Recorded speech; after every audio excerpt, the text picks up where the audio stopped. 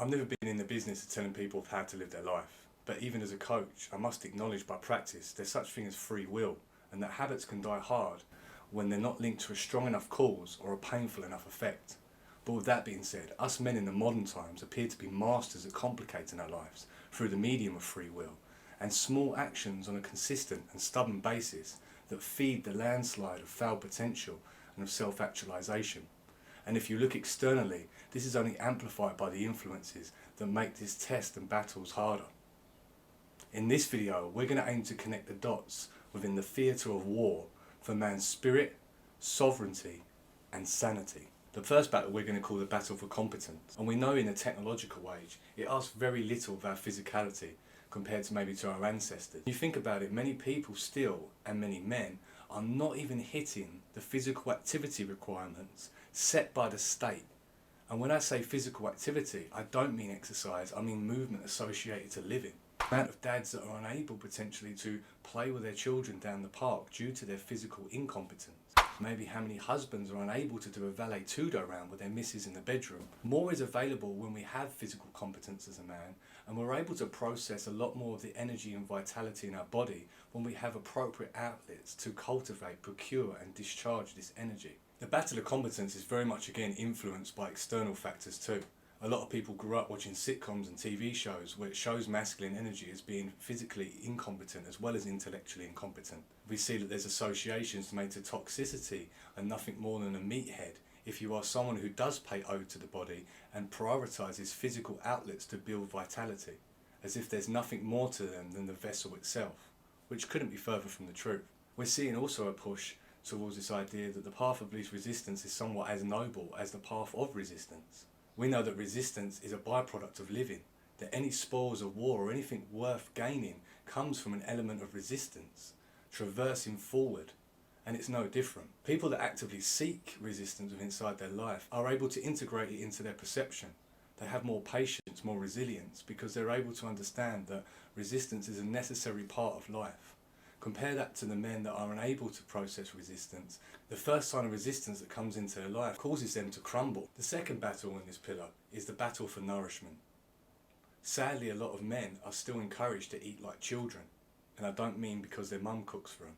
I mean because they have no real cooking skills or any sense of understanding of basic nutrition principles. You also see externally the nutritional information and literature seems to be somewhat outdated.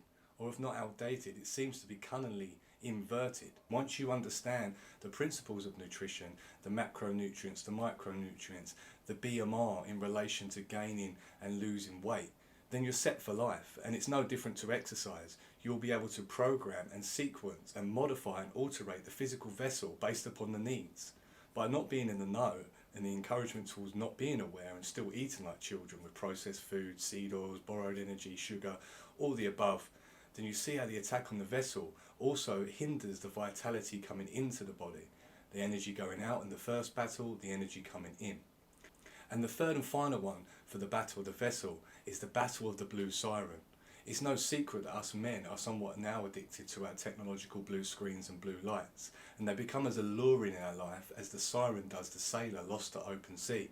In fact, ironically, a lot of men still use the blue screen in order to connect with the feminine beauty. And hopefully scrolling through they may find an image that gives them a sense of muse. Once we hijack the body in this way, we see that the vessel is not really working in its most optimum state. We're out of sync with things like the circadian rhythm, our hormones are not balancing, we're potentially not getting the sleep that we need to restore our body, or the REM sleep we need to maybe give us inspiration that can fuel our waking life. Guarantee if you Google how to boost testosterone, how to improve confidence, how to improve performance, then the pillars that we just spoke about will be featured. The next group of battles are up in the element of air and in the mind, and these are your psychological operations. The first battle are the battle against the void. It's no secret that modern man will find it very difficult to find a clear sense of purpose with the fact that there's erosion away from this way of living that we used to find role models not only in the household but in history, lore, legends and myths. These were often throughout history the guiding principles and virtues of man. But in this shift that we're seeing in the modern civilization between those that still entertain realities or energies or even stories outside of the five sense reality is very different. And man must have a sense to drive towards, no matter how small. The second battle is a battle against the parasites. I'm going to call this whole section in short because it could go on for ages. But let's just say that the mind parasites is an expression of anything that feeds off the host and causes suffering, whether conscious or automated.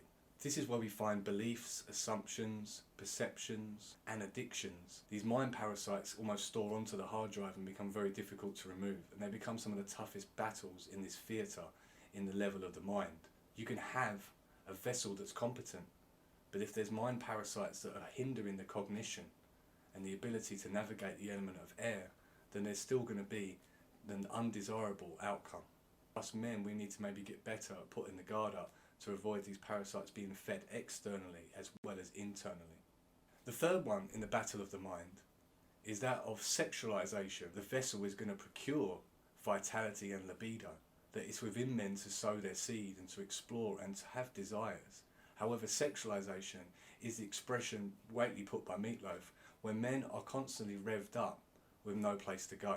Men are in a disempowered position with their own vitality and their energy. This is the only way in modern society you can have things like OnlyFans, Instagram thoughts, and the glorification of certain industries that really have no bearing or quality to the life of the average man, and that it's only through his own mind parasites does he partake in them that slowly robs him of his own vitality, his own volition, his own willpower, and his own self-respect.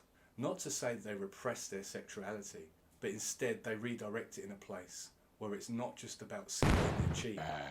The life force energy that they build up isn't something to be squandered away.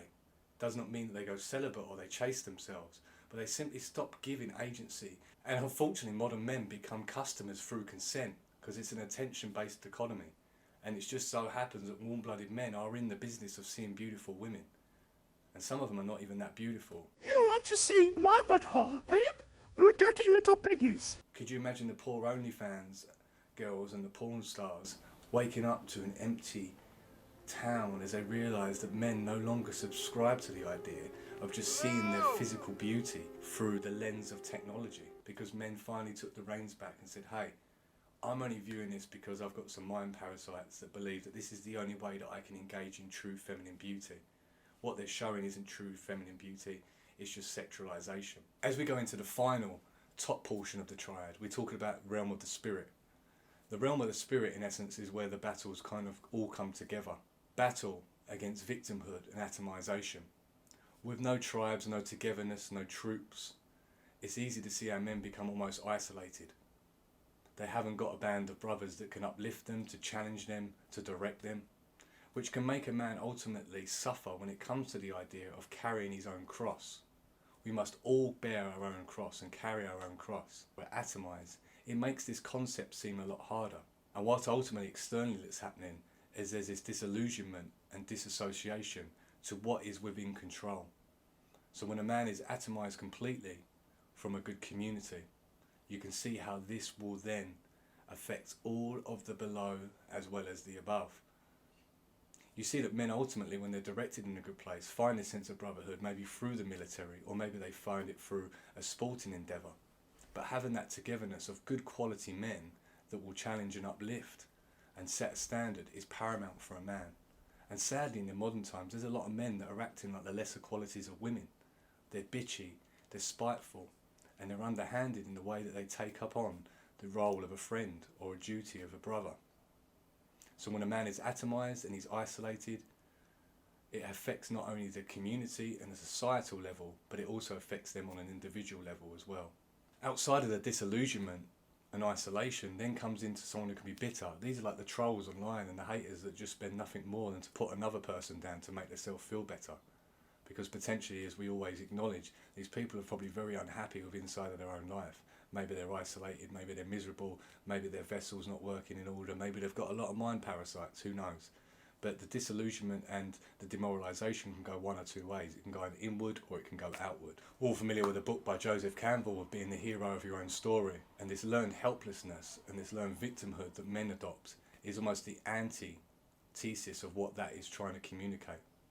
And the final one on this list for the battle of the spirit for me, is pornographic use. The reason why I put porn at the top one, you probably think, oh, because it's a prudish thing, he's already done a video about this, he's going to moan about it more. But no, think about it. If all three of those triads are then conquered, that is the final battle at the final front. Because if a man is going to sit there in a dark room, at his laptop, at his computer, at his phone, pull down his pants and whip out his todger, suspend disbelief as his mind parasites are triggered into thinking it's arousing to watch someone that you find desirable be rogered by someone else. And we know for that short time of arousal, that short time of pleasure, becomes a level of disgust that ultimately compromises the spirit. Really important to remember that wars are not won with just one battle. Wars are multiple battles, fought on multiple fronts, multiple operations, and sometimes multiple enemies.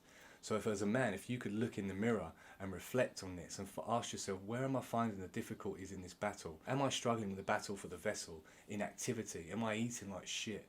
Am I not getting sleep? Am I addicted to this blue siren that calls to me every single day and night? Or maybe it's a battle for the mind. There's a lot of mind parasites, a lot of beliefs and assumptions that are no longer working for me and are somewhat working against me. Or maybe it's the spirit.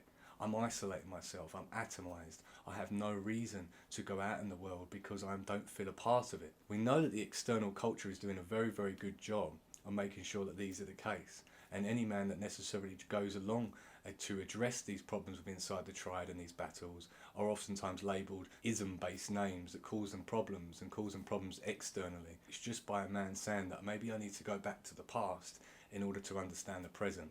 And that's what we do here at Primary Expressions. We go back to its foundation level to understand where we are now and how we can address the problems in the modern world. Maybe in a separate video I'll look at solutions, but for the sake of my view and watch time, I kept it quite short and sweet.